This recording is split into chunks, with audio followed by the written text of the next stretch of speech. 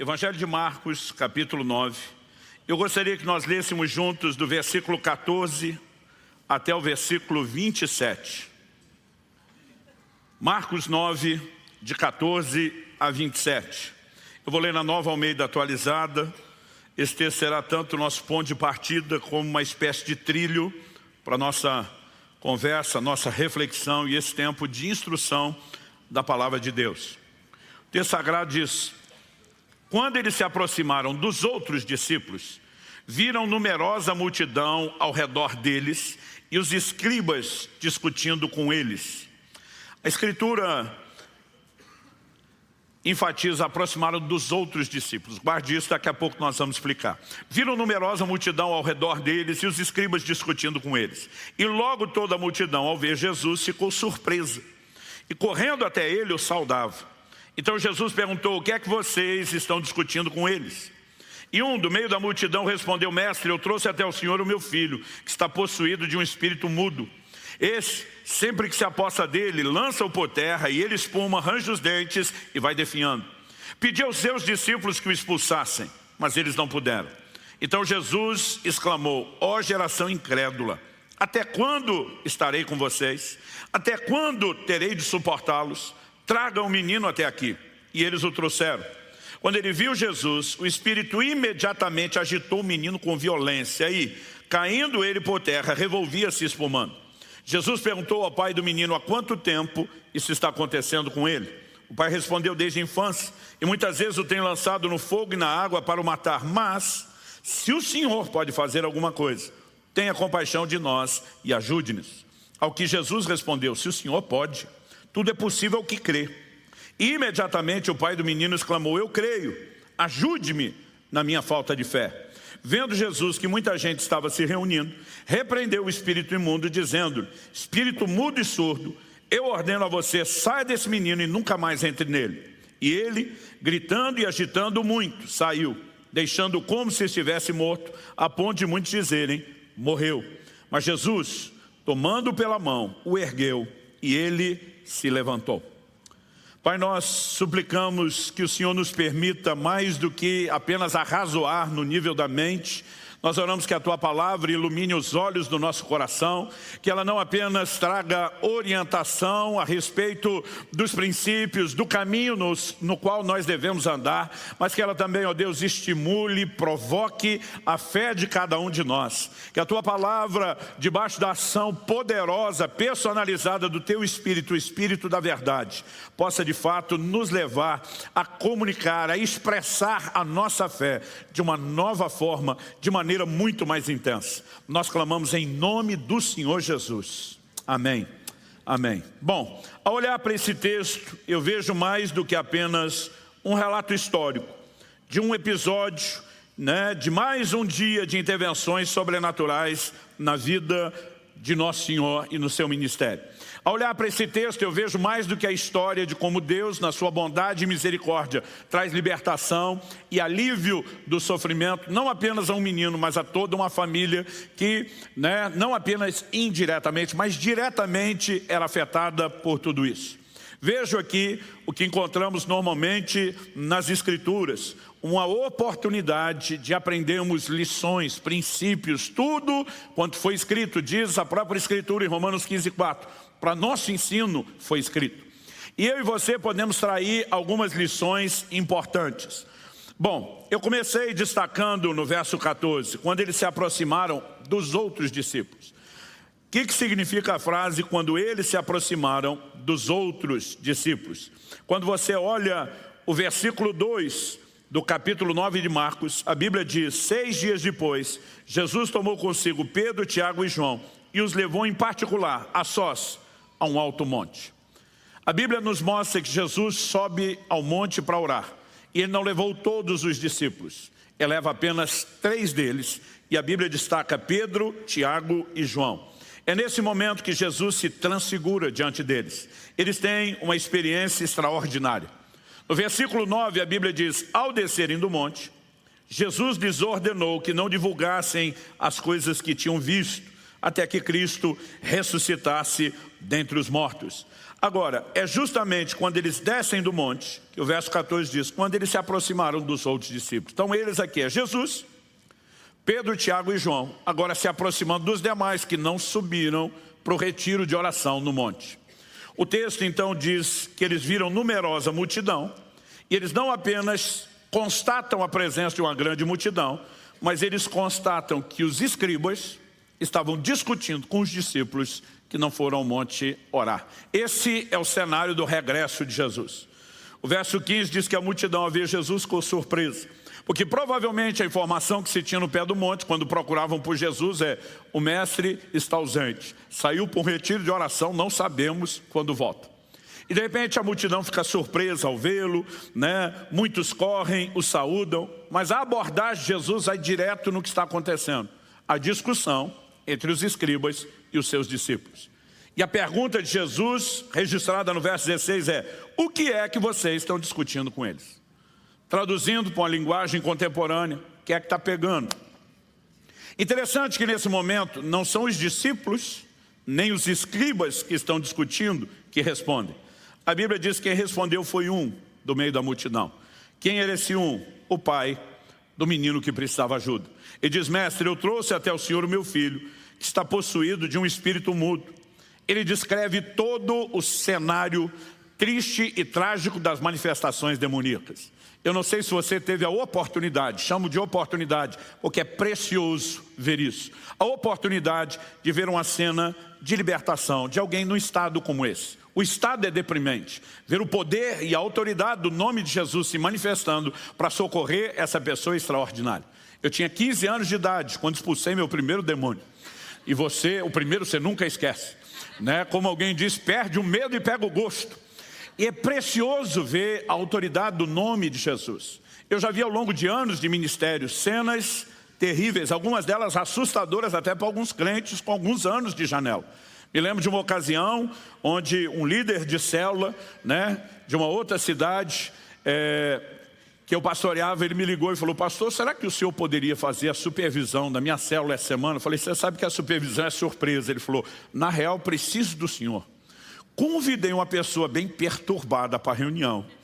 E ele falou assim: eu acho que o bicho vai pegar, literalmente.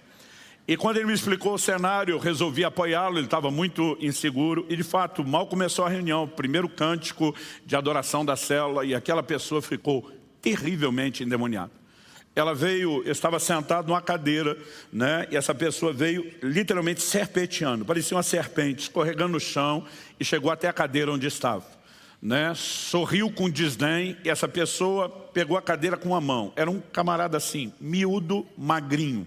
A cadeira que eu estava sentado é aquele tipo de coisa que hoje você quase não vê. Aquelas madeiras maciças, toda ela, uma cadeira que sozinha era pesada. Eu na época era bem mais pesado do que estou hoje.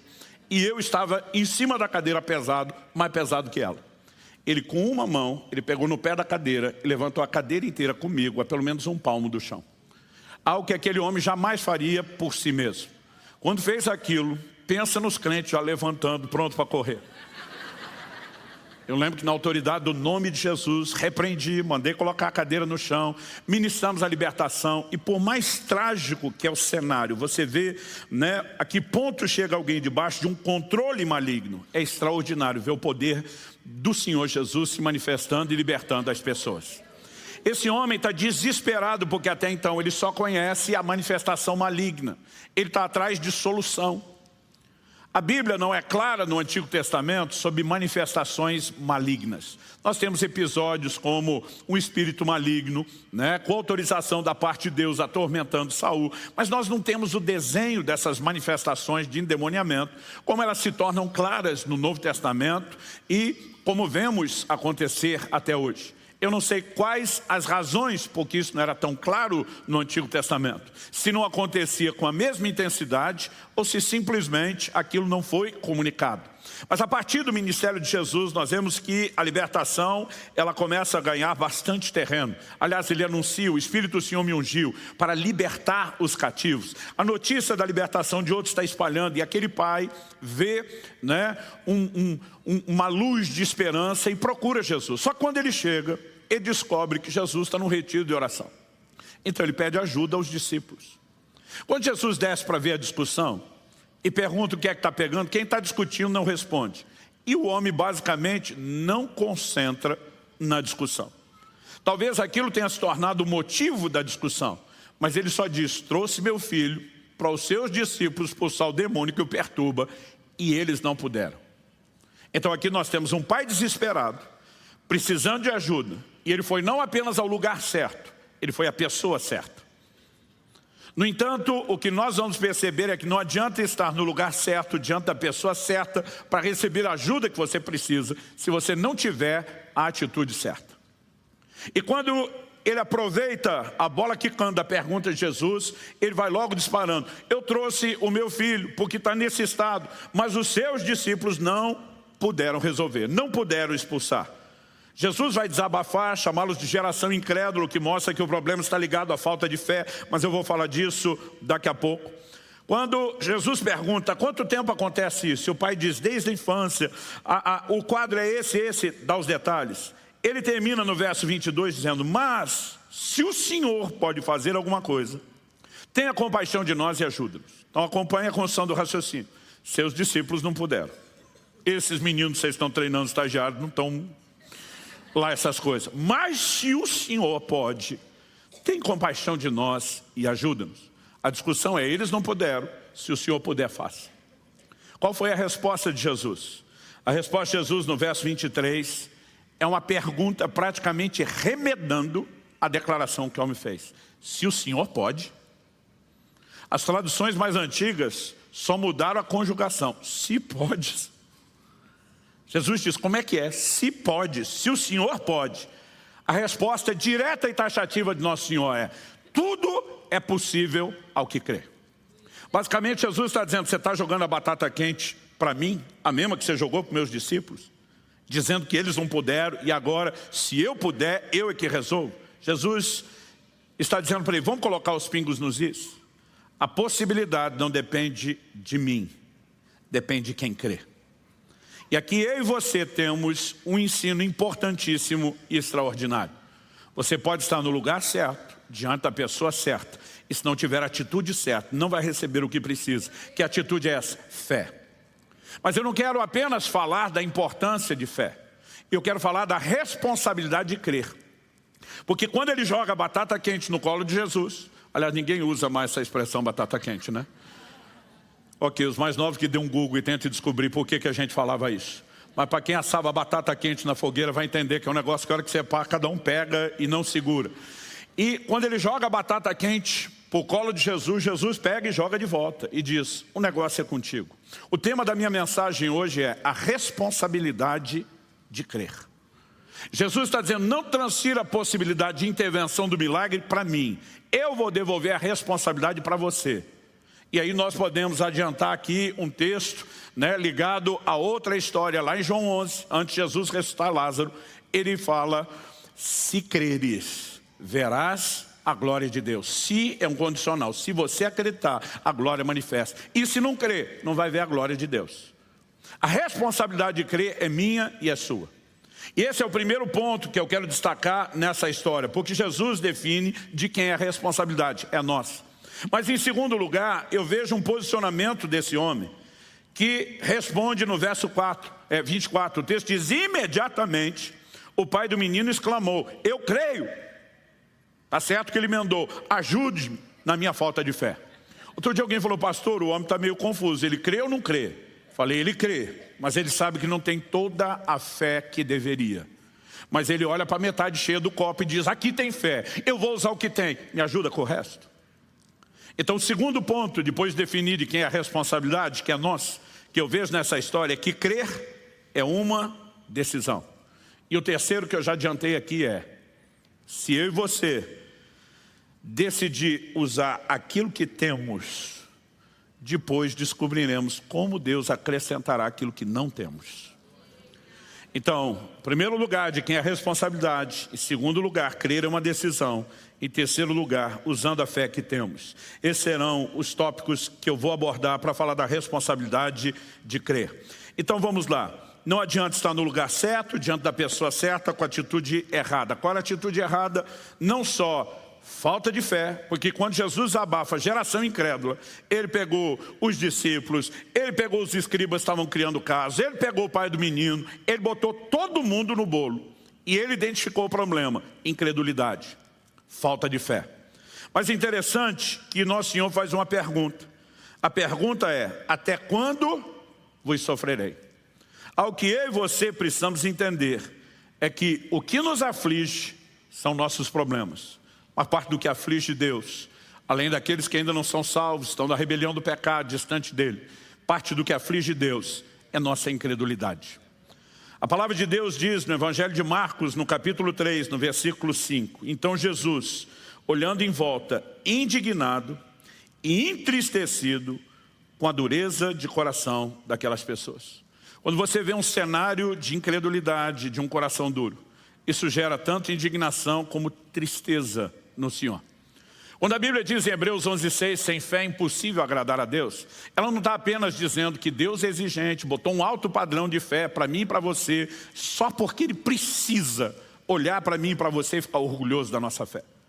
Nós não podemos agradá-lo sem fé, porque sem fé não recebemos nada. E Deus é galardoador daqueles que o buscam. Porque justamente nos ama, Deus quer intervir na minha e na sua vida. Deus quer nos abençoar, Deus quer nos recompensar. Mas o justo viverá da fé. E quando não há fé, Deus não pode fazer por mim e por você o que Ele quer. É por isso que Ele não se agrada. Não é apenas um ato de censura porque eu e você não cremos. É simplesmente a impossibilidade dele fazer o bem que Ele queria fazer por mim e por você. Uma vez que sem fé, a via de acesso para que as bênçãos cheguem, simplesmente foi comprometido. Então, quando eu e você começamos a entender esse desenho, crer não é apenas um peso, uma obrigação, uma responsabilidade, mas é uma forma de descobrir não só como viver melhor, não só como experimentar as intervenções de Deus, mas agradá-lo no sentido de que Ele possa fazer o que planejou fazer na minha e na sua vida. Que eu e você possamos experimentar todo o bem que está à nossa disposição. Quem está entendendo, diga amém. Então, voltando no nosso primeiro tópico aqui de quem é a responsabilidade. Essa foi a lição de Jesus para aquele pai. Ele transferiu primeiro para os discípulos, depois transferiu a questão da possibilidade para Jesus, e Jesus devolveu a ele, como fez com aquele centurião romano que buscou ajuda. Mateus capítulo 8, versículo 13, Nosso Senhor termina dizendo para ele: seja feito conforme a tua fé. Em outras palavras, ele está dizendo: o que vai acontecer na sua vida, ou na vida daquele por quem você está intercedendo, pedindo ajuda, não depende do meu poder, depende da sua fé. Mas Deus não tem todo o poder, sim, para Ele todas as coisas são possíveis. Mas a única forma de eu e você acessarmos os depósitos da graça, que é onde Ele libera tudo o que Ele tem para nós, é por meio da fé. Romanos 5:2 diz: pela fé temos acesso a essa graça. Quando a gente olha para as Escrituras, há momentos onde Deus vai agir de uma forma que nem parece fazer muito sentido para mim e para você. Por exemplo, Moisés, por palavra de Deus, tira o povo de Israel do Egito. Deus fez promessas claras sobre tudo que ia fazer, qual era o destino, para onde iria levá-los. Mas tão logo eles saem do Egito, Faraó muda de ideia e agora decide persegui-los. Agora eles têm o inimigo atrás no encalço. E praticamente, meio que à frente e dos dois lados, quase como fosse uma ponta de uma flecha, eles têm uma cadeia de montanhas por onde não dá para escapar. E meio que à frente para a outra lateral, eles têm um mar que é impossível atravessar. E Êxodo, capítulo 14, versos 15 e 16, diz assim: o Senhor disse a Moisés: por que você está clamando a mim? Eu não sei você, mas eu já tive vontade de responder por Moisés: porque eu preciso que o Senhor faça alguma coisa. É por isso que Moisés estava orando, pedindo ajuda, pedindo solução. Agora, o Deus que diz: invoca-me que te responderei, diz: por que é que você está orando? Por que é que você está me pedindo algo? Agora, olha a afirmação depois da pergunta: diga aos filhos de Israel que marchem, e você levante o seu bordão, estenda a mão sobre o mar, as águas se dividirão para que os filhos de Israel passem pelo meio do mar em seco. Deus está dizendo: está orando por quê? Eu já não disse que vou levar vocês até esse lugar. Não depende mais de ficar pedindo, é hora de acreditar e andar em cima da palavra que eu dei. É quase que uma forma de dizer: bola para frente que atrás vem gente, e vem gente que não quer o bem de vocês. Eu disse: para de orar, se mexa, acredite, ande naquilo que eu já revelei. O texto não está falando contra oração, está dizendo que em momentos onde Deus já sinalizou algo, já prometeu, já dirigiu, agora não é hora de pedir mais, é hora de acreditar e se mover em fé. E Deus está responsabilizando Moisés e o povo. Acredite e vão. Interessante. Deus diz, e depois que vocês marcharem, e depois que vocês estender as mãos, as águas vão se dividir. Às vezes a vontade é dizer, não, divide a água e depois nós vamos. Anos atrás, eu estava uns dias orando e jejuando. O pastor Marcelo estava comigo nesse tempo de oração. E eu lembro que quando nós terminamos o jejum, ele falou, cara, Deus me deu uma palavra. Quando a gente estava orando aqui no nosso último momento, antes de terminar o jejum, eu ia passar vários dias fora ministrando, e era um dos motivos daquele tempo de oração e jejum. E ele falou para mim, olha, numa das igrejas que você vai encontrar uma mulher vestida desse jeito, com essa cor de roupa, com óculos, assim, assim, assado. Ele deu todos os detalhes. Aí ele falou assim, quando você encontrá-la, você manda ela ficar em pé, e Deus vai te mostrar qual o problema dela, e vai curá-la na frente de todo mundo. Eu achei aquele negócio um pouco diferente, falei, ok. A revelação da gente é mais fácil de crer do que na dos outros. Mas eu lembro que eu saí, na primeira igreja, comecei a pregar, fui fazendo uma varredura no auditório. Quem estava com a roupa não estava com o óculos, quem estava com o óculos não estava com a roupa, quem estava de óculos e a cor da roupa não era mulher. Tá? Pensei, não é. Mas avisei o pastor antes, falei, olha, estou procurando uma situação assim que é uma palavra de Deus. Na segunda igreja, avisei o pastor, que também cheguei e falei, olha, não sei onde é, mas estou procurando, se vê, me ajude. E fiz a varredura, nada. Na terceira, na quarta. Quando chegou na quinta, o Espírito Santo falou para mim, não fale nada com o pastor. Pensei, também não é aqui, não é hora de ficar procurando até que aconteça. Naquele dia, quando o Senhor falou para mim, não fale nada com o pastor, foi que a experiência aconteceu. Eu fiz a varredura, o auditório devia ter umas 600 pessoas, não demorou tanto tempo, e falei, não tem ninguém aqui, e estou pregando. No final da mensagem, eu olho para uma pessoa sentada na primeira cadeira, que não estava na hora que eu comecei a varredura. E o Espírito Santo fala, é essa pessoa. Eu pensando na mensagem, que pessoa? A mulher. Quando eu olho a roupa, o óculos, tudo, falei, achei. O Espírito Santo diz, faça o que eu te orientei. A orientação era, manda ficar em pé, conte o que aconteceu, e aí eu vou te mostrar o que ela tem. Falei, não, me diz o que ela tem. Aí eu vou perguntar se ela tem. Se ela tiver mesmo, eu mando ela ficar de pé, porque eu tenho certeza, não vou errar. O Espírito Santo disse, não foi esse o combinado. Manda ela ficar em pé, conte o que aconteceu e eu te digo o que ela tem. Gente, pensa o desafio. E aí eu mandei ela ficar de pé. E foram alguns dos segundos mais longos da minha vida. Parecia uma eternidade, parece que o tempo parou. Mas de repente me veio uma palavra de conhecimento. Era uma das pastoras da casa, toda a igreja sabia o problema dela, todo mundo estava orando por ela, eu era o único que não sabia. E eu falei, Deus está intervindo numa situação assim, assim, está mexendo no seu útero, quebrando uma esterilidade. Daqui a 1 ano, você estará com um filho no colo. 1 ano depois, ela estava com o filho no colo, eu prego naquela igreja até hoje, graças a Deus. Mas sabe, eu estou falando de uma situação bem mais simples. Agora, como é que você manda um povo inteiro para dentro do mar, antes do mar abrir? Você precisa se mover em fé. E só se move nesse nível de fé quem tem palavras claras da parte de Deus. Mas isso tudo é só para te dar exemplos de como Deus provoca em mim e você a responsabilidade. Ela é nossa. Em Marcos, no capítulo 4, Jesus está atravessando um grande lago que eles chamavam de Mar da Galileia. A Bíblia diz que um grande temporal de vento vem, as ondas estão arremessando contra o barco. E a Bíblia diz que Jesus estava dormindo. Durante muito tempo eu vi pessoas falando do nível de fé de Jesus para dormir na tempestade, sem de modo algum questionar isso. Eu quero acrescentar algo, dizer, gente, não era só fé, era muito cansaço também. Hoje, eu sei, num ritmo de viagem intenso, o que é dormir em qualquer avião, com turbulência, em carro sacolejando, não sei o que seria dormir sendo molhado. Essa experiência ainda não tive, mas Jesus está dormindo e os discípulos o acordam. E o desespero deles é, o Senhor não se importa que nós vamos perecer? Agora, é curioso imaginar que se aquela turma acredita que Jesus era mesmo Filho de Deus, enviado ao mundo para salvar a humanidade, eles acreditar que aquele barco ia afundar com Jesus e que o sonho ia acabar. Quando Jesus desperta, a repreensão vem com o tiro certo. Ele pergunta, depois de aquietar o vento, da voz de comando, acalmar a tempestade. O verso 40 diz que ele pergunta, por que vocês são tão medrosos? Como é que ainda não tem fé? Em outras palavras, estão andando comigo o tempo todo, já tiveram toda a chance de constatar que eu sou quem eu digo ser, diante de tudo que eu estou fazendo. Como é que vocês não têm fé? Se fé não fosse minha e sua responsabilidade, ele não poderia reclamar. Como é que vocês ainda não têm fé? Ele deveria resmungar, não fiz um bom trabalho, não colocando fé em vocês. Mas a responsabilidade da fé não é dele, é nossa. Quem está entendendo? Quando olho para as Escrituras, eu vejo isso o tempo todo.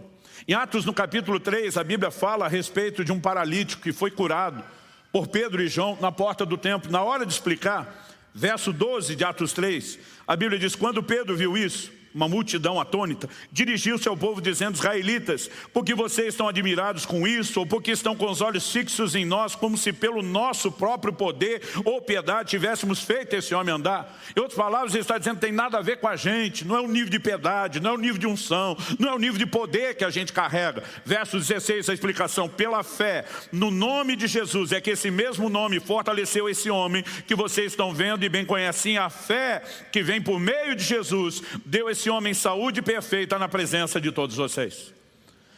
Olha o que o texto diz, a fé no nome.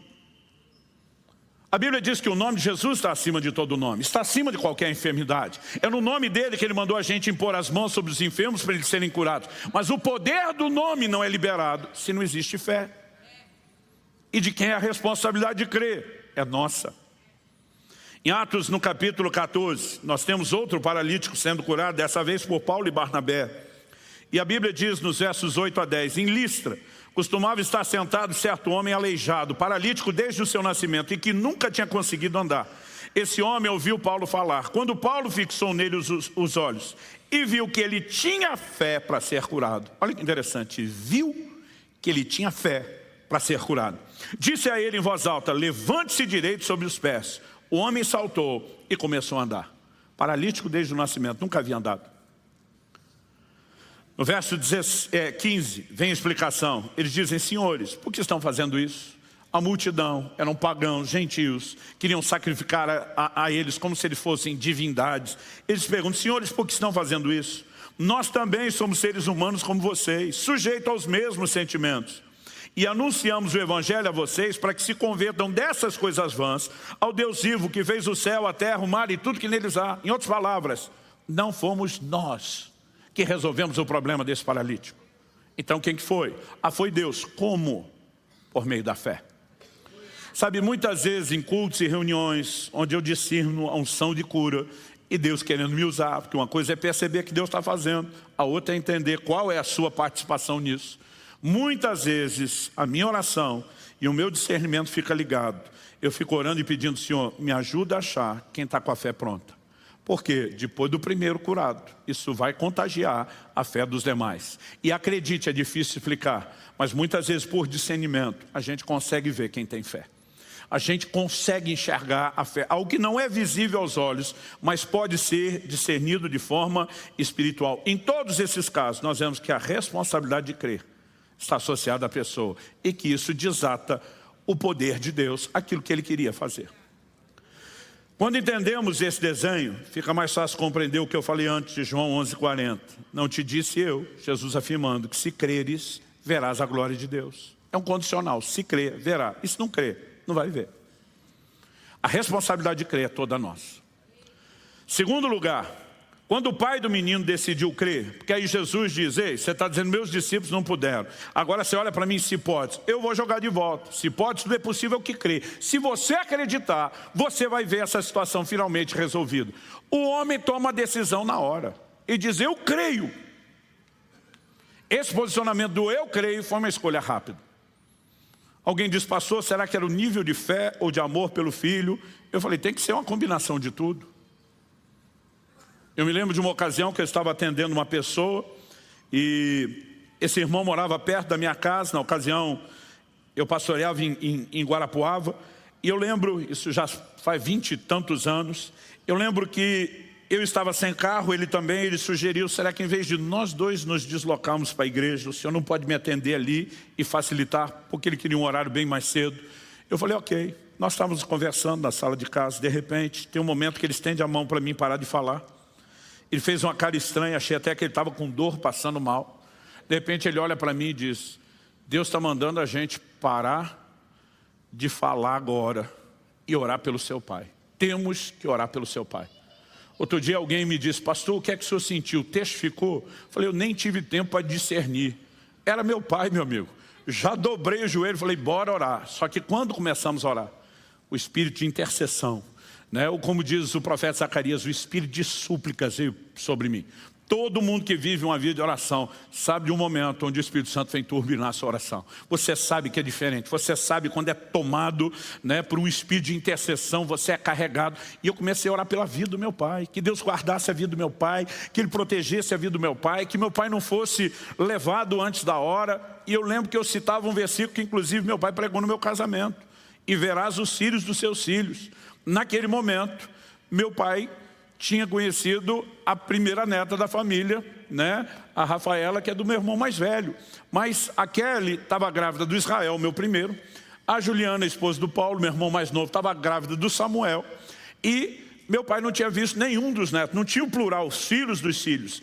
E aquela lembrança veio, eu sabia que era o Espírito Santo. Eu comecei a orar e dizer, teu servo declarou a vida inteira que acreditava ver os filhos dos filhos. Não aceito que ele vá antes de ver os filhos dos filhos. Eu não sei quanto tempo, mas foi um pouco mais de meia hora que nós oramos. Até que aquele peso de intercessão saiu.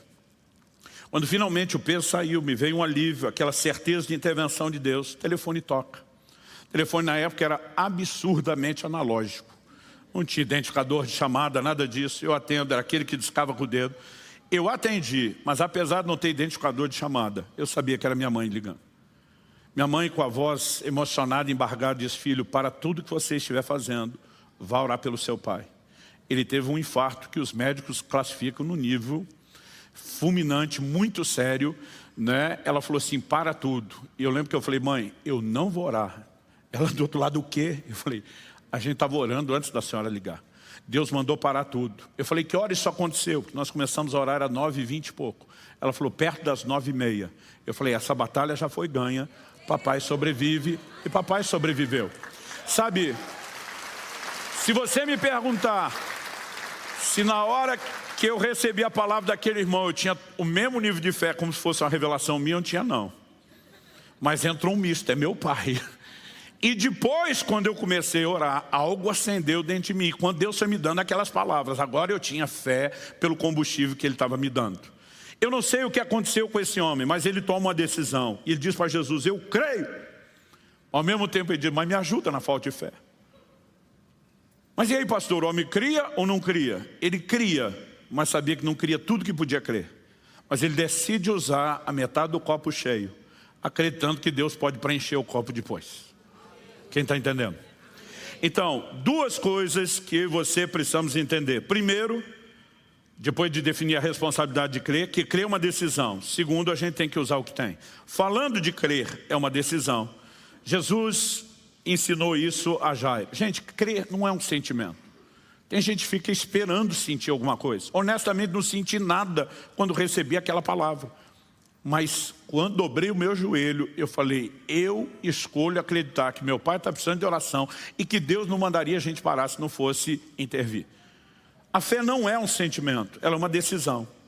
Quando Jesus aborda Jairo, que tinha pedido que Jesus ministrasse cura à sua filha que estava doente, a gente gosta de brincar usando a frase do nosso saudoso pastor Francisco, que a mulher hemorrágica veio e furou a fila de Jairo, que estava esperando. Ela toma tempo. Nesse inteirinho, a menina faleceu. Alguém traz a notícia para Jairo. Não incomoda mais o mestre. A menina faleceu, tipo, não tem mais nada. Nesse momento, Marcos 5,36 diz que Jesus vira para Jairo e diz, não tenha medo, apenas creia. A gente sempre diz, onde o medo entra, a fé normalmente não fica ou não opera. Mas onde a fé é ativada, é o medo que tem que sair. Jesus diz, sem medo, só fé, fé, fé. O que ele está dizendo? É sua responsabilidade de crer. Se Jesus fosse fazer independente da fé de Jairo, não precisava nem conversar com ele.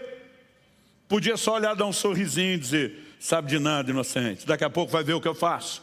Mas ele chama Jairo para a cooperação. Não tenha medo, não deixa ninguém te desanimar, não deixa a circunstância e o relato derrubar a convicção que você tinha no coração de que um milagre vai acontecer. Não deixa nada mudar o fato de que eu prometi fazer algo por essa moça. Ah, mas o senhor não fez, demorou. Meu querido, se ele prometeu fazer e demorou para fazer, o problema é dele. Ele que resolve a situação, que paga com juros e correção monetária.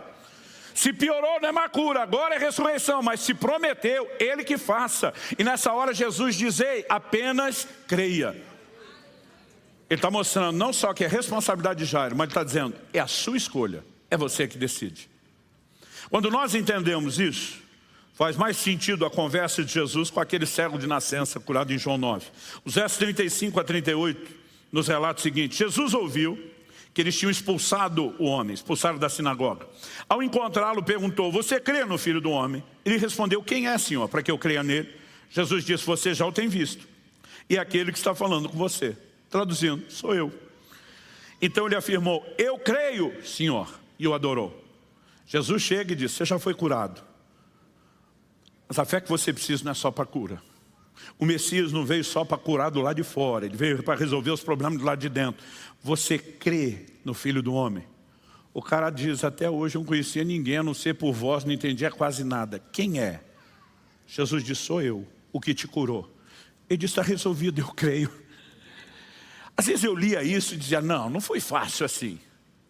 É lógico que esse camarada já tinha uma baita de uma evidência, de uma intervenção sobrenatural.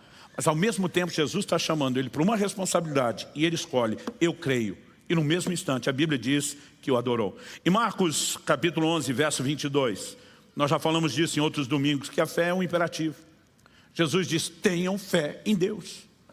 Agora, por que ele nos mandaria ter fé se a gente não pudesse escolher ter fé? Então crer é uma decisão. Então, eu já falei sobre esses episódios outras vezes, mas vou mencionar um de forma bem rápida e outra não tão rápida, não tão resumida. 2 momentos para mim foram cruciais no ensino de entender a responsabilidade de crer e que crer é uma decisão. Ou seja, a nossa responsabilidade é escolher crer. Foram no nascimento do meu filho, já testemunhei isso recentemente, então não vou repetir a história toda, mas o Senhor me disse no dia daquela complicação toda, na hora do parto, o Senhor me disse: ou você fica sentado chorando e enterra essa criança, ou você se levanta e crê naquilo que eu já falei. E eu tive que escolher crer. Mas eu lembro de um episódio que aconteceu em 97. Eu acho que essa foi parte da preparação, porque foi um ano antes, ou quase um ano antes. Eu estava numa mudança que nós estávamos fazendo de casa. E eu casei no final de 95. Então era o início, o primeiro semestre de 97. Ou seja, um ano e pouquinho de casado. Eu pego uma caixa, era uma caixa plástica, mas ela estava cheia de louça. E estou falando que era recém-casado, para você entender que não era só a louça nova. Era aquelas cerâmicas que a gente ia ganhar de presente e nem tinha usado ainda. Esperando aquele momento especial. Aquilo que a Kelly tinha um carinho especial. E eu peguei aquela caixa, eu percebendo que ela estava pesada, eu tive todo o cuidado de flexionar o joelho, de manter a postura ereta e levantei a caixa. Quando eu levantei e dei os primeiros passos, eu descobri que eu não ia dar conta de carregar a caixa. Era muito peso. E quando eu dei os primeiros passos, comecei a ver, não dá. Em vez de baixar com o mesmo cuidado que eu levantei, com medo de não aguentar mais, deixar cair e quebrar, eu rapidamente flexionei as costas. Quando eu flexionei, eu ouvi o estalo da coluna e a dor que eu senti, eu já não conseguia levantar. Eu tive uma hérnia de disco, né? Aquele movimento com aquele peso espremeu o disco para fora e na hora ele começou a pressionar o ciático. Meu amigo, 15 dias de cama sem conseguir andar. Implorando para um ortopedista da igreja que me atendeu me dar morfina. Para você ter ideia do nível de dor que eu estava. Ele gerenciando: pastor, morfina não se brinca, não é assim, nós vamos tratar dessa forma, daquela, mas foi muito sofrimento. Depois dos 15 dias, quando começou a aliviar o processo inflamatório, eu já não tinha a mesma dor que antes, eu consegui sair da cama, mas eu andava com muita dificuldade, arrastando a perna. Então agora, 15 dias depois de eu estar andando, foram 15 parados, 15 depois, um mês depois do que aconteceu, eu saí para atender uma agenda, um compromisso que eu tinha e não queria desmarcar, apesar do meu estado. Fui pregar numa outra cidade, em outro estado. E eu lembro que eu subi o púlpito, foi uma dificuldade enorme para subir, para chegar no púlpito. Vim com a perna arrastando. E do jeito que cheguei, debrucei no púlpito. E falei para ele: gente, Vocês perceberam o jeito que eu cheguei, meu problema é esse, estou com a hérnia de disco, estou com a situação assim, assado. Vim só para honrar minha palavra, nem queria estar aqui. Então vou ficar aqui debruçadinho para aliviar a dor, espero que você entenda. E estou pregando daquele jeito. No final da mensagem, o Espírito Santo fala comigo, chame à frente todos os que estão sofrendo de hérnia de disco. E eu vou curá-los. Eu comecei a rir. Falei, gente, casa de ferreiro, espeto de pau. Eu nesse estado, com a hérnia de disco, nesse nível que eu nunca tive, acabei de receber essa palavra de Deus. Falei, se a despeito do meu estado você consegue acreditar no que Jesus faz, sai do seu lugar, vem para frente. O auditório devia ter no máximo umas 400 pessoas. Só que uns 20 vieram para frente. Eu dizia, gente, eu só chamei hérnia de disco. Quem não for, volte. E todo mundo ficou. Eu falei, todo mundo é hérnia de disco? A turma é. Aí eu falei, vamos separar. Quem está sofrendo com dor agora, vem para a minha direita. Quem não está, fica na esquerda. Eu queria orar com quem estava com dor. Porque quando alguém vê a dor sumir, empolga o outro que está sem dor. Aí só ficou 3 do lado de cá dos sem dor. Todo mundo foi para o lado de lá. Eu falei, tudo isso com dor? Eu falei, vamos lá. E eu lembro que eu vou orar por eles. Só Jesus está aqui para curar as pessoas. Gente, eu me senti um pateta. Eu dizia para Deus, o senhor está de brincadeira. Isso é só para me humilhar, para me esculhambar. Eu falei, como é que eu vou inspirar a fé dos outros desse jeito? Desci com muita dificuldade. Mas a hora que eu fui tocar o primeiro, estiquei a mão para tocá-lo, impor as mãos. Eu nunca senti isso nem antes, nem depois. Na hora que eu estendi a mão, e a mão estava indo para chegar na testa, foi como se saísse um tiro de canhão pelo ombro. Um calor correu no meu braço, numa velocidade enorme. E foi sincronizado. A hora que eu terminei de tocar, eu senti que aquilo saiu pela mão. Eu vi a reação da pessoa, entendi na hora. Saiu de mim, entrou nele. Eu falei, o que houve? Foi um calorão entrou em mim na hora que o senhor tocou. Falei, esquece o calor, cadê a dor? Meu Deus, sumiu a dor. Esse cara começou a pular, fazer o que não fazia. E já vai empolgando os outros. Até eu. Falei, Deus usou o tortinho para endireitar os outros. Olhei para o segundo e falei, você está pronto? Ele falou, estou pronto. A hora que eu estiquei a mão, o tiro de canhão, bum, aquele calor correu. Eu vi a reação dele, falei, esquentou? Ele falou, não, aqui esfriou. Falei, não importa a temperatura. Cadê a dor? Não tem mais dor. Glória a Deus, glória a Deus. Eu fui um por um, todo mundo, a dor sumindo, sumindo. Depois de uma meia dúzia, gente, o que eu fiz? Eu, discretamente, botei a mão em mim mesmo, tipo mulher grávida. Botei a mão em mim mesmo. Só que para mim não tinha tiro de canhão, não tinha calor. E a dor não ia embora. Aí eu orava o outro, aleluia, curado, aleluia, curado. Nada. Curado, nada. Eu vi todo aquele povo testemunhar que a dor sumiu, fazer os movimentos não podia, os que não tinham dor, né, pedir que fizesse os exames depois. E quando terminou a reunião, pensa num cara que ficou sentado, não voltou mais lá para cima, frustrado.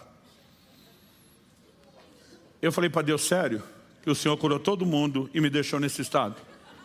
Eu falei, se alguém me acusar de falta de fé, eu recorro ao Supremo Tribunal Celestial, em última instância. Eu falei, eu parei tudo. Eu fiz papel de ridículo, porque eu acreditei no Senhor, eu andei em cima da palavra que o Senhor me deu. Eu falei, se alguém me acusar de falta de unção, também recorro ao Supremo Tribunal Celestial. E o calorão, e o tiro do canhão, a unção estava lá, não era falta de unção nem de fé. Por que é que eu não fui curado? E tem hora que a gente pergunta, que é mais um desabafo do que uma expectativa de resposta. Eu honestamente não esperava uma resposta. Mas o Espírito Santo falou para mim, o propósito dos dons não são para benefício próprio. É para você servir os outros. O que funcionou para outros não vai funcionar para você. Falei, então vou ter que ficar esperando aparecer um para me revelar.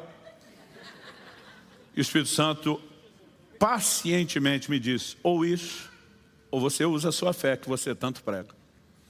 E aí ele jogou a responsabilidade para mim.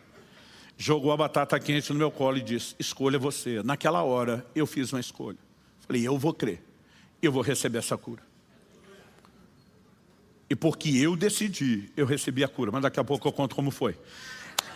Vai fazer sentido contar depois. Então, tenha paciência. Aquele pai decidiu crer, o que é que ele falou? Eu creio, ajuda a falta de fé. Ou seja, eu vou usar o que eu tenho e depois eu resolvo o que eu não tenho. O que eu aprendo a respeito disso? Em Marcos 14:30, eu já falei sobre isso em outra mensagem no mês passado. Quando Pedro está andando sobre as águas, mas repara a força do vento e começa a afundar. A Bíblia diz que ele teve medo, mas ele grita, salva-me, Senhor, socorre-me, Senhor. Gente, honestamente, eu não creio que Pedro pediu ajuda para não afogar. Ele era um pescador, ele sabia nadar, em outro momento ele pula na água, vai nadando, enquanto o Senhor já tinha enfrentado outras tempestades. Naquele momento, para mim, o salva-me é: eu não vou abortar o que eu comecei a experimentar. Se eu tive fé só para começar, não tenho para terminar, me ajuda a encher o tanque com o que falta. Quando eu e você decidimos usar o que temos, nós precisamos acreditar que Deus pode nos dar aquilo que nós não temos. Quem está entendendo, diga amém. Então, algo que eu e você precisamos compreender é que a fé, ela cresce e se fortalece de diversas formas. Romanos 10:17 diz que a fé vem por ouvir e ouvir a palavra. E a gente tem que se encher o tempo todo da palavra, meditar nas escrituras. Mas Judas 20 também diz: mas vós, amados, edificando-vos sobre a vossa fé santíssima, orando no Espírito Santo. Oração no Espírito Santo, traduzindo a linguagem sobrenatural de oração do Espírito Santo. Oração em línguas traz edificação. Paulo diz: o que fala em línguas edifica-se a si mesmo. Edificar significa construir, crescer. Uma das áreas de atuação dos benefícios da oração em línguas: edificação na fé. Investi tempo na minha vida porque eu escolhi que eu queria ter fé e eu queria ter mais fé do que aquela que eu tinha. Eu escolhi gastar horas diariamente orando no Espírito Santo. E um dos benefícios que eu comecei a ver ao longo de alguns meses depois foi que de fato a fé começou a subir para um outro patamar. Mas uma das formas através da qual eu e você podemos aumentar a fé, além de alimentá-la com a palavra, além de edificá-la por meio da oração, principalmente no Espírito Santo, Jesus nos ensina em Lucas 17, de 3 a 6. E diz assim: tenham cuidado, se o seu irmão pecar, repreenda-o. Se ele se arrepender, perdoe-lhe. Se pecar contra você 7 vezes num dia, 7 vezes vier para dizer: estou arrependido, perdoe-lhe. Então os apóstolos disseram ao Senhor: aumente-nos a fé. Gente, perdoar também é um ato de fé. E quando Jesus fala daquele nível de perdão, ele diz: Senhor, pera lá, ressuscitar o morto, beleza, ver o cego enxergar, o surdo ouvir, o paralítico andar, o mudo falar, o leproso ser limpo.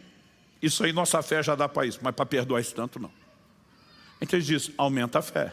Nós não damos conta de andar no que o Senhor está falando sem uma fé maior. O Senhor precisa aumentar a nossa fé. Não é errado eu e você reconhecermos que temos mais fé, mas naquele momento eles estão transferindo: aumenta aí. E Jesus joga a batata quente de volta. O que ele diz? Ao que o Senhor respondeu: se vocês tiverem fé como um grão de mostarda, dirão a essa moreira: arranque-se, transplante-se no mar, e ela obedecerá. O que significa ter fé como grão de mostarda? No Evangelho de Mateus, no capítulo 17, interessante que isso vem no contexto da narrativa da história que eu e você estamos vendo aqui, que é justamente o episódio do pai que trouxe o filho endemoniado.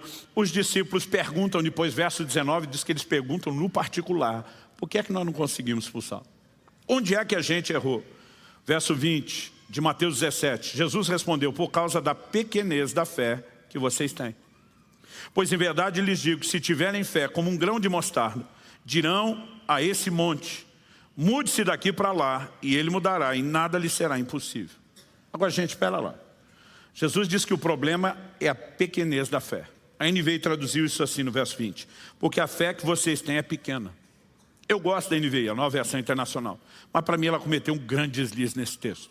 Olha como traduziu o grão de mostarda: eu lhes asseguro que se vocês tiverem fé do tamanho de um grão de mostarda, poderão dizer esse monte. Você pode vasculhar o original grego e você não acha do tamanho. Jesus só diz fé como grão de mostarda. O tradutor resolveu acreditar que Jesus estava falando do tamanho. O problema é que, além de ter ignorado que essa frase não estava no original, ele não pensou no resto do texto. Se o problema é a pequenez da fé, que ele acabou de destacar, como é que uma fé pequena resolve tudo e remove qualquer monte? Então essa pequenez de fé adiante já tinha resolvido. Jesus nunca falou do tamanho. Não é a fezinha do tamanhozinho, de um grãozinho de mostarda.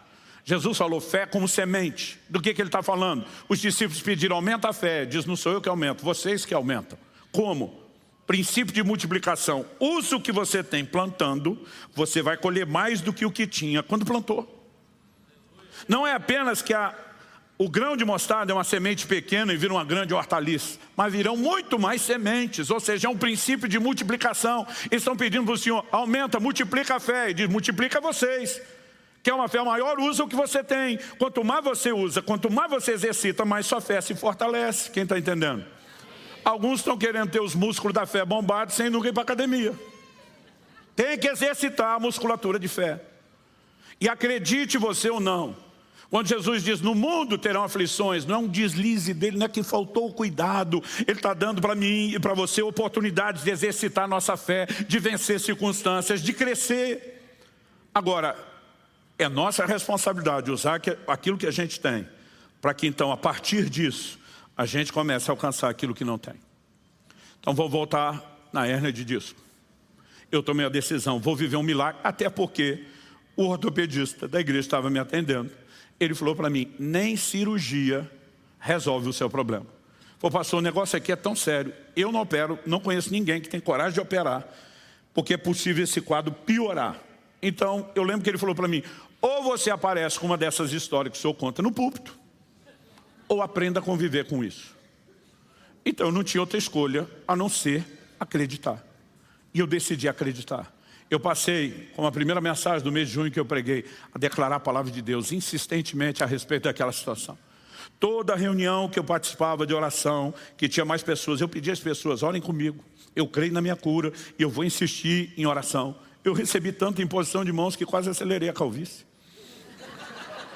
6 meses se passaram e eu insistia declarando, orando, pedindo oração. Eu dizia, eu não paro até receber. 6 meses, gente, todo santo dia, declarando a palavra, orando, pedindo oração e me posicionando, vou receber. Honestamente, eu não sei quando aconteceu. Eu lembro o dia que eu percebi. Nós estávamos fazendo um batismo na igreja e resolvemos fazer isso num lugar retirado da cidade, né? Fizemos isso próximo a um rio, fizemos um piquenique, uma confraternização. A gente já tinha batizado o povo e agora estávamos no momento de confraternização. Alguém me procura e diz, pastor, dá uma checada ali naquela cachoeira, porque a molecada resolveu ficar pulando da pedra, mergulhando na água, isso pode ser perigoso. Então fui lá a pedido de alguém para checar. Quando chequei, falei, gente, vocês têm certeza que esse negócio é seguro? Um deles, que era mais velho do que o resto da turma, falou, pastor, eu sou bombeiro, isso é parte da minha especialidade. Eu mergulhei, vasculhei isso aqui, não tem pedra, não tem perigo no fundo. Ele falou, nós temos muito afogamento na região, porque alguns desses lugares, a água escoa por baixo da pedra. Quando o cara mergulha, ele é sugado lá. Ele falou, não tem nada disso aqui. Aqui é tranquilo e essa turma aqui sabe o que está fazendo e eu estou de olho. Pode ficar tranquilo. Eu falei, você garante? Ele falou, eu garanto. Eu falei, então eu vou pular. Estamos falando de 20 e tantos anos atrás. Eu empolgado subi, olhei, não era assim tão alto, mas tinha uma boa altura da água, acho que dava de 2 a 3 metros. Falei, isso aqui dá até para inventar moda. E virei de costas e resolvi dar um mortal. E no que eu dei o mortal e caí para dentro d'água, agora que eu saí, um irmão olha e disse, o senhor está doido e as costas? Era um desses que orava comigo. Eu falei, não doeu. Ele falou, sério? Eu falei, não doeu. Aí subi, dei o segundo, dei o terceiro. Falei, resolveu. Então, eu não sei se tinha acontecido naquela semana, 2 antes, eu não me lembro exatamente. E eu fiquei pensando, falei, realmente eu não estou sentindo esse negócio. E aí eu lembro que eu fui procurar o médico. Falei, doutor, o senhor me disse quando tivesse uma história para contar, para te procurar. Vamos fazer os exames. E eu lembro que ele que costumava repetir essa frase, né, me falou a mesma coisa de quando constatou a cura da hepatite. Falou, essas coisas só acontecem com o senhor. Conosco os meros mortais não. Eu falei, esse é o seu problema. O Senhor escolheu viver com os meros mortais. Eu quero viver do sobrenatural. Querido, eu e você podemos escolher acreditar e viver intervenções de Deus. Agora, sabe, dizer para você que é toda vez escolhi instantâneo, não. Essa foi uma situação de 6 meses. Eu posso falar de situações que eu criei por anos. Mas eu e você precisamos aprender esse assunto para outra hora. Perseverar na fé. Mas se usarmos a fé que nós temos, Deus vai nos ajudar a alcançar aquilo que nós ainda não temos. Vamos ficar em pé para parecer que está acabando?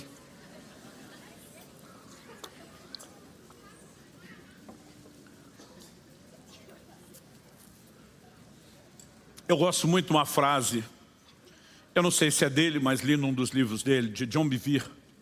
Ele diz, Deus não responde necessidades, Ele responde fé. Muitas vezes nós achamos que porque precisamos de algo, Deus fará porque precisamos. Deus não responde necessidade, Ele responde fé. Todo homem precisa ser salvo, mas quem que vai ser salvo? Quem crer. Por mais que Deus deseja que todos se salvem, Ele não apenas sabe que eles precisam de salvação, Ele deseja que eles se salvem. É a fé que vai levar a pessoa a experimentar aquilo que Deus já sabia que ela precisava e que Ele queria fazer. Porque o justo vive pela fé. Quando eu e você entendemos isso, não há outro caminho a escolher, a não ser andar por fé. Ou simplesmente escolher não agradar a Deus e não viver a realidade de tê-lo como galardoador dos que o buscam em fé. Eu creio que todos nós preferimos a primeira opção. Feche seus olhos por um instante. Eu gostaria que você orasse e pedisse ajuda do alto.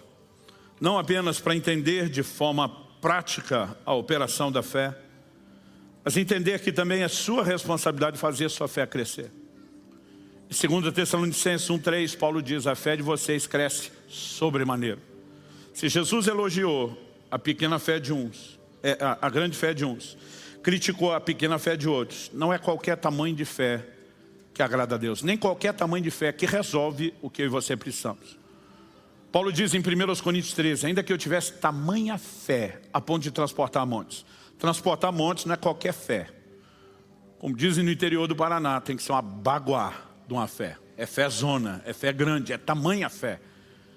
Ou seja, se eu e você não conseguimos crescer na fé, e também é nossa responsabilidade, ouvindo a palavra, orando, exercitando, é nossa responsabilidade crescer na fé. E dessa forma poderemos entrar em coisas maiores. Eu gostaria que você falasse com Deus nesse momento e pedisse ajuda do alto na aplicação prática dessa palavra. Nós estamos batendo bastante na mesma tecla, porque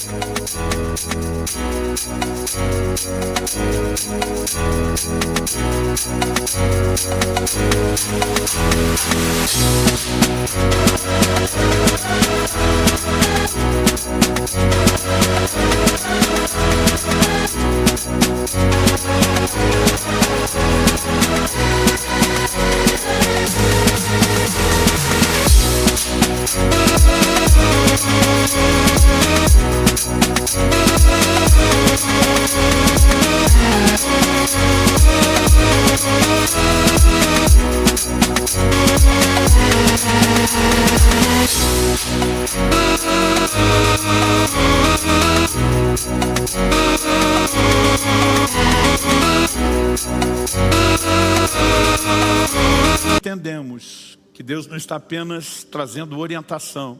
Nesse tempo, Deus está trazendo, além de ênfase, um despertamento à nossa fé.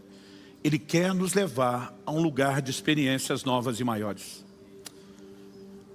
Senhor, estende a Tua mão, derrama a Tua graça sobre cada um de nós e ajude-nos não apenas a entender e absorver os princípios compartilhados, mas também a praticá-los. Eu oro pela bênção do Senhor sobre cada um. Eu oro por entendimento claro, personalizado, vindo do Teu Espírito, no íntimo de cada um. Para não apenas cada um dos meus irmãos e irmãs se localizarem onde estão, mas entenderem onde o Senhor deseja levá-los. E eu clamo por uma atuação Tua, não apenas aqui e agora, mas a partir de agora. Que ao final dessa reunião, aquilo que o Senhor começou a falar e a fazer, não termine. Pelo contrário, cresça e se intensifique. Nós oramos em nome de Jesus e para a glória de Deus. Se você crê e concorda, diga amém. Amém.